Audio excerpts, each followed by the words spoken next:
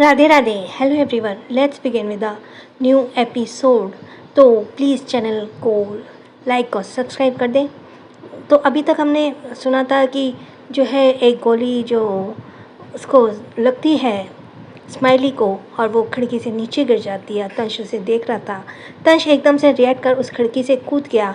हमारा भी ये देखकर खिड़की के पास आ गई। उसके चेहरे पे घबराहट साफ नज़र आ रही थी। वह अपने कपड़ों को पकड़ लेती है। उसके माथे पे पसीना निकल आया था।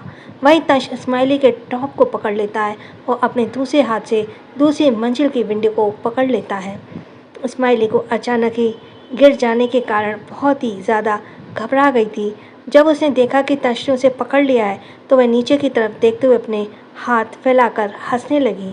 फिर वह अपनी गर्दन तंश की तरफ करते हुए खुश होकर बोली, डैडी थोड़ा और नीचे, मज़ा आ रहा है झूला झूलने में। हल्की हल्की हवा चल रही थी जो स्माइली के बालों को उड़ा रही थी। वह अपने हाथ पैर और भी ज़्यादा हिलाते हुए मज़े ले रही थी। तंश ने जब देखा कि वह रो नहीं रही है तो उसने एक ठंडी सांस ली। फिर उसने एक हाथ से स्माइली को अपने सीने से लगाते हुए ठंडी आवाज़ में कहा, मुझे बस कस के पकड़ लो। यह सुनकर स्माइली उसके गले में अपनी बाहें डालकर अपने पैरों को हिलाते हुए मुंह बनाकर बोली, डैडी थोड़ा और झूला झूलना है। तंश उसे बुरी तरह से घूरते हुए डांट कर बोला, क्या तुम्हें पता है तुम अभी गिर जाती। तुमसे किसने कहा था तुम विंडो के पास आ सकती हो। उसे गुस्से में देखकर स्माइली अपनी जीभ निकाल लेती है। फिर तंश के सीने पर सिर रखते हुए आलस में बोली, निन्नी आ ली है स्माइली को। तंश को पता था कि वह उसके गुस्से से बचने के लिए सोने का ड्रामा कर रही है, क्योंकि स्माइली बार बार अपनी आंखें खोलकर उसके चुपके से देख रही थी। तंश स्माइली को अच्छे से होल्ड करते हुए एकदम से नीचे कूद गया। वो बिल्कुल हीरो लग रहा था। ये देखकर अमायरा एक राहत की सांस लेती है। वह जल्दी से रूम के बाहर की तरफ भाग गई। तंश विला के अंदर आने से पहले अपना फ़ोन निकालता और जल्दी से कपिल को फ़ोन करके अपनी कड़क आवाज़ में कहता है, मेरे रूम की विंडो में आयरन मैश लगा होना चाहिए, वो भी आधे घंटे के अंदर। इतना कहते वह कॉल कट कर देता है और विला के अंदर चला जाता है। मिसेस जिंदल उसे दोबारा विला के अंदर आते हुए देखकर हैरानी से बोली, अभी तो तुम अपने रूम में थे, ये दोबारा अंदर कैसे आ रहे हो। स्माइली अपनी आंखें खोलकर जल्दी से बोली, दादी डैडी स्माइली को लेकर विंडो से जंप कर गए। यह सुनकर मिस्टर जिंदल अपने फाइल टेबल पर रखते हुए कड़क आवाज़ में बोले, मुझे लगता है कि गुस्से में कारण तुम्हारा दिमाग चलना बंद हो गया है। तुम एक बच्ची को लेकर विंडो से नीचे कैसे कूद सकते हो। अगर उसे कुछ हो जाता तो। स्माइली तंश के गले में अपना सिर छुपाते हुए जल्दी से बोली, दादू छोटे दादू की पिटाई की ज़रूरत है, चाबुक स्टडी रूम में। तंश अपना सिर नीचे करके इस छोटी सी बच्ची को कूटते हुए दांत पीसकर बोला, शट अप वरना मैं तुम्हें दीवार से लटका दूंगा। मिस्टर जिंदल ने गुस्से से कहा, कोई अपनी बेटी से इस तरह बात करता है। तंश एटीट्यूड से बोला, मैं करता हूँ। फिर वह सबको इग्नोर करके अंदर चला गया। गोली चलने वाली बात तंश ने नहीं बताई, क्योंकि वह उसे खुद हैंडल करना चाहता था। उसने ड्रोन को भी बहुत अच्छे से देखा था। वहीं अमायरा घबराई हुई थी और सीढ़ियों के पास खड़ी थी, मगर जब उसने देखा तंश ने किसी से कुछ नहीं बताया तो वह भी शांत खड़ी हो जाती है। बाहर विंडो के पास खड़े गार्ड्स ने भी आवाज़ सुनी थी, लेकिन तंश का पर्सनल गार्ड वहाँ पर मौजूद था और उसने भी कार्रवाई करने से मना कर दिया तंश स्माइली को अमायरा के गोद में दे देता है और फिर एक्सप्रेशनलेस भाव से स्टडी रूम की तरफ जाने लगा। अमायरा स्माइली को लेकर रूम में आ गई और उसके माथे पर किस करके प्यार से बोली, तुम विंडो के पास क्यों गई थी। पता है ना कितना डर गई थी, तुम्हें चोट लग सकती थी। अब दोबारा ये मत जाना। इतना कहती वह दोबारा उसे अपने सीने से लगा लेती है और उसके बालों को सहलाती है। स्माइली को सच में नींद आ रही थी, इसलिए वह ऐसे ही सो गई। अमायरा का चेहरा एक्सप्रेशन लेस हो गया। उसने स्माइली को आराम से बेड पर लेटा दिया और उसके माथे पे एक बार फिर से किस करने हुए अपने फ़ोन को उठा लिया। उसने किसी को कॉल किया बिना भाव के कहा, केवल इस वक्त मैं जिंदल बिला में हूँ। मेरे रूम में किसी ने गोली चलाई है। मुझे जानना है कि वह इंसान कौन है, वह भी कल तक। तुम्हें जितने भी कनेक्शन इस्तेमाल करने करो, मुझे फ़र्क नहीं पड़ता। अगर किसी को पता चलता है कि मैं पिंक पैंथर हूँ तो भी कोई दिक्कत नहीं है, बस वह इंसान मुझे चाहिए। इतना कहते उसने कॉल कट कर दी। फिर स्माइली ने गालों को सहलाते बिना भाव के बोली, अगर कोई भी मुझ पर गोली चलाता तो ठीक था, मगर कोई मेरी बेटी को निशाना बनाए वह मुझे बर्दाश्त नहीं। इतना कहते उसने स्माइली के नन्हे से हाथ को किस कर लिया। वहीं स्टडी रूम में तंश एक्सप्रेशनलेस भाव में बैठा हुआ था और तेजी से लैपटॉप पर अपनी उंगलियां चला रहा था। कुछ देर बाद उसकी उंगलियां रुक गई और उसकी गहरी आंखें लैपटॉप के स्क्रीन पर थम गई। तभी उसका फ़ोन बजने लगा। उसने कॉल रिसीव करके अपने कान पर लगाया तो दूसरी तरफ से एक ठंडी आवाज़ तंश के कानों पर पड़ी। मैंने कुछ आर्मी ऑफिसर्स को जिंदल परिवार के गार्ड्स की यूनिफॉर्म पहनाकर वहीं रहने के लिए ऑर्डर दे दिया है, पर क्या तुम्हें पता चला कि गोली किसने चलाई थी? तंश को कोई हैरानी नहीं थी कि हर्ष को इस बारे में पता चल गया था। उसने लैपटॉप की स्क्रीन की तरफ देखते हुए कोल्ड आवाज़ में कहा, मैंने पहले भी कहा था और फिर से कह रहा हूँ, जिंदल परिवार के आसपास कोई ज़रूर है जो दुश्मनों से मिला हुआ है, वरना सीसीटीवी फुटेज एन वक्त पर ख़राब नहीं होती। दूसरी तरफ से हर्ष, जो इस वक्त आर्मी हेडक्वार्टर में था और अपने कैबिन के चेयर पर बैठा हुआ था, उसने मिलिट्री यूनिफॉर्म पहनी थी जिसमें उसकी पर्सनैलिटी हमेशा की तरह ही दमदार थी। वह पेन को टेबल पर घुमाते हुए कुछ सोचकर बोला, जहाँ तक मुझे पता है तो उस इंसान का पता लगाने के लिए ही जिंदल विला आए थे, वरना तुम अभी भी नहीं आते। पर अब तुम वहाँ रुके हो, मतलब तुम अपनी वाइफ से बहुत प्यार करते हो। वैसे उसने मुझे कल मैसेज किया था और कहा था कि रक्षाबंधन के लिए मैं गिफ्ट तैयार रखूं। तंश, जिसे अभी जलन हो रही थी, अचानक उसके होठों पर एक शातिर मुस्कुराहट आ गई। वह चेयर से टेक लगाते हुए कोल्ड आवाज़ में बोला, यह बात हमेशा याद रखना, तुम उसे सिर्फ अपनी बहन बना सकते हो, इससे ज़्यादा कुछ भी नहीं। और दूसरी बात, पहली बार तुम्हें कोई राखी बांधेगा, इसलिए मैं उम्मीद करता हूँ गिफ्ट काफ़ी महंगा और कीमती होना चाहिए, जैसा कि कोई आइलैंड। हर्ष पीठ सीधी करके बैठ गया, भड़कते हुए बोला, क्या तुम अपनी पत्नी की संगत में आ चुके हो? तुम इतना लालच कर रहे हो?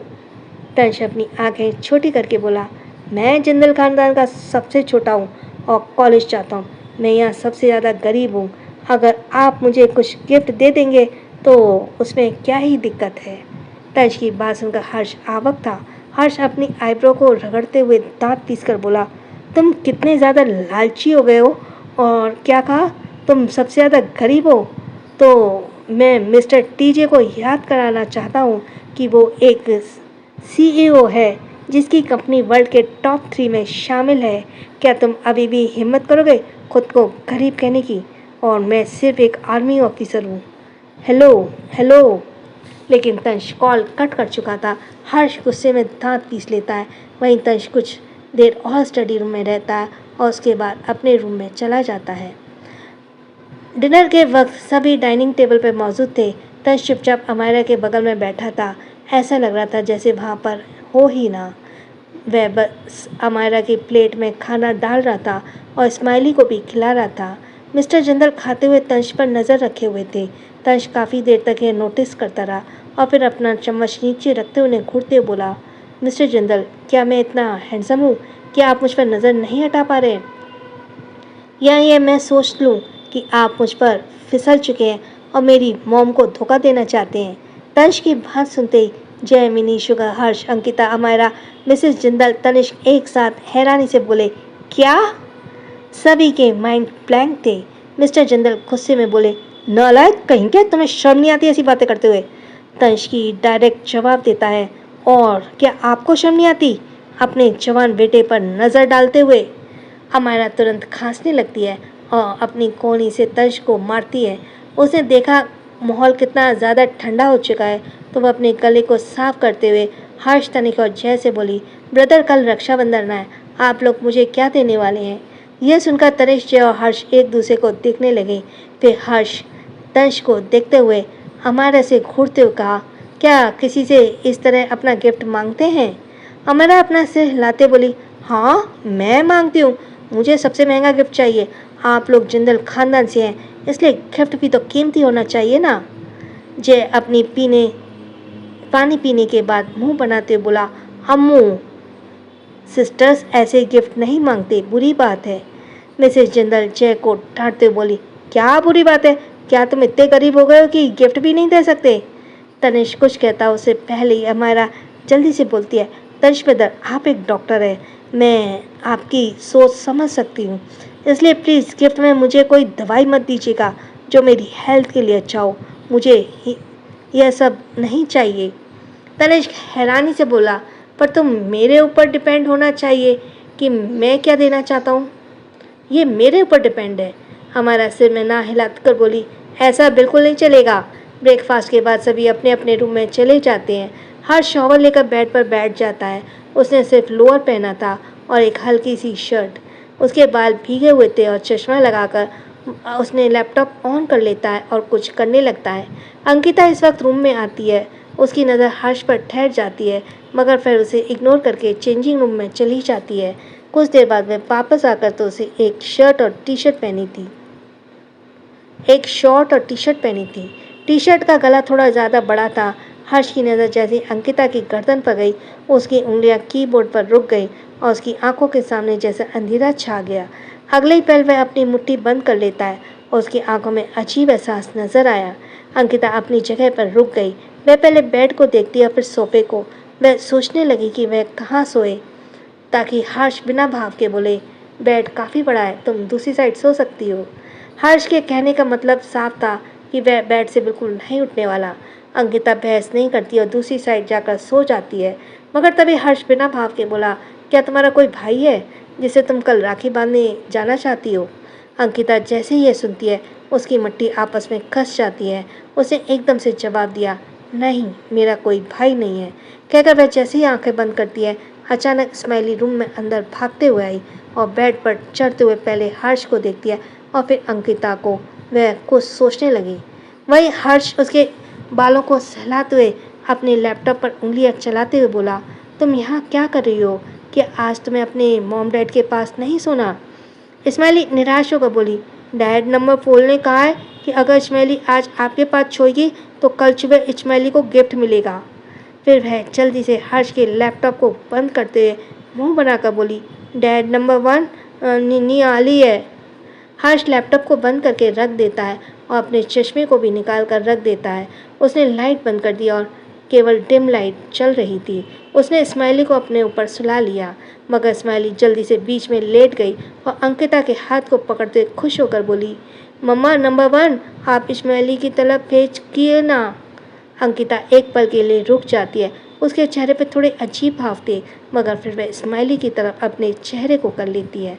स्माइली दोनों के हाथों को पकड़ती है और अपने पैरों को बेड पर मारते हुए बोली, आप दोनों दूर दूर क्यों हैं? डैडी तो मम्मा के पास पास सोते हैं और कभी कभी लड़ते भी हैं। मम्मा के पास सोने के लिए आप दोनों भी थोड़ा पास आए। हर्ष उसे घूरते बोला, चुपचाप सो जाओ। लेकिन स्माइली नहीं सोई। वह उठ जाती और बेड पर उछल दे बोली, अगर आप लोग पाँच पाँच नहीं छोड़े तो स्माइली कैसे भी किसी को भी नहीं छोड़े देगी। हर्ष को बहुत गुस्सा आ रहा था। वह स्माइली को पकड़कर फिर से बिस्तर पर लेटा देता है। स्माइली अंकिता के हाथ को पकड़कर उसे चिपक जाती है। फिर हर्ष को ज़बरदस्ती उसे अपने पास आने पर मजबूर किया।